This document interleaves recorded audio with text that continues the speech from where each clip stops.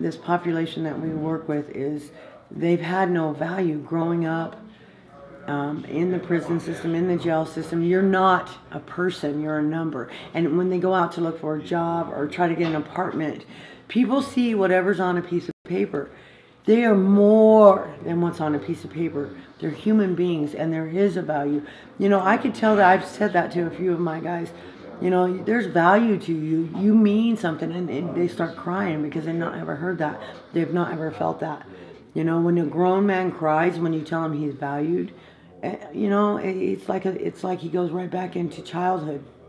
And some of these gentlemen and women have never ever been told that. They've just been told what a piece of crap they are. You're nothing but a number. You're never going to be nothing. And so that sticks in their head. Sometimes you got to peel them back like an onion and get down to that real raw piece. And you know, they're happy to do it here. It's a safe place, and they're very happy to do it. Every person that walks through that door is valued. Every person. What this is there's 6 different agencies working together to help the population there that we deal with, the people. What we deal with this program in particular is men and women in halfway houses. Maybe they're in work release, maybe they are in house arrest. Okay, and those are the population. More so, people are in the halfway house. I do have a few guys that are on ISP parole, which they have an ankle monitor on. They have to be monitored at all times where they're at, GPS type thing. But what this program does is teaches them and helps them and partners with them to build a career, not just a job. You know, anybody, $8.50 an hour is what people get out there, minimum wage, and especially if you have a criminal background, or with the population we work with, many of them have been kicked out of their homes, evicted, have done horrific things and whatnot in their past. And so when they go to try to get a job, and this all shows up on a background check, you know, they're going to get a job making $8.50 an hour. And so where are they going to go? They're going to go right back to what they know, because $8.50 an hour is not enough to live anywhere. It isn't enough to support your children. It's not enough to pay your restitution. It's not enough to pay your rent. It's just not enough. So what we're allowed to do, we have $2 million grant from the Department of Labor. And what we get to do is help put these people through school or some kind of training, or say that they are an electrician apprentice. So we aren't going to pay for them to go to school. They learn on the job, and so we sponsor them. So if they need tools, if they need work boots, if they need anything like that, so that's what we do. That's what I do. This is a great program, and we have over 35 participants, and it's 6 months new.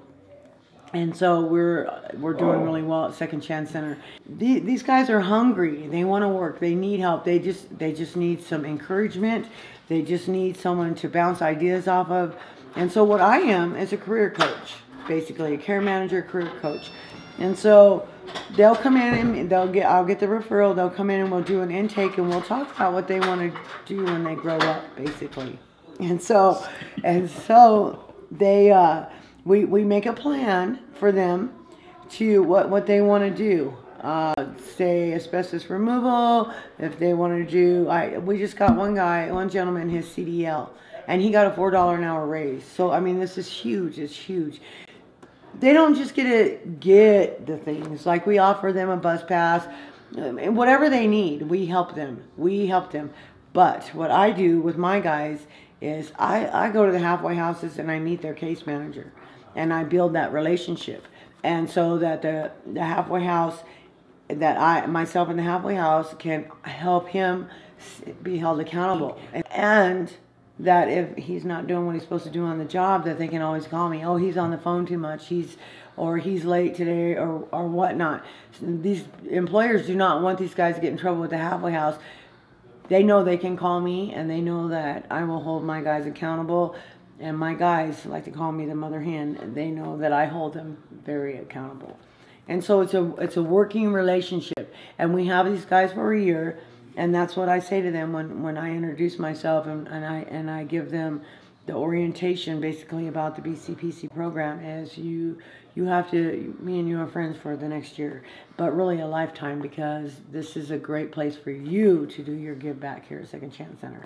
So, and they're happy to do it. They're excited. They're great. And I think that we have 3 people that have basically fell out of the program because they got returned. They either left the halfway house that they were in, or they got returned in custody for some things they were doing.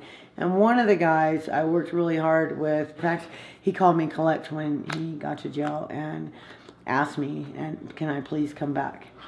And so, of course you can come back. We're not closing our doors to nobody, unless people, but most of the people walk through that door, really want help, are scared, don't want to feel alone.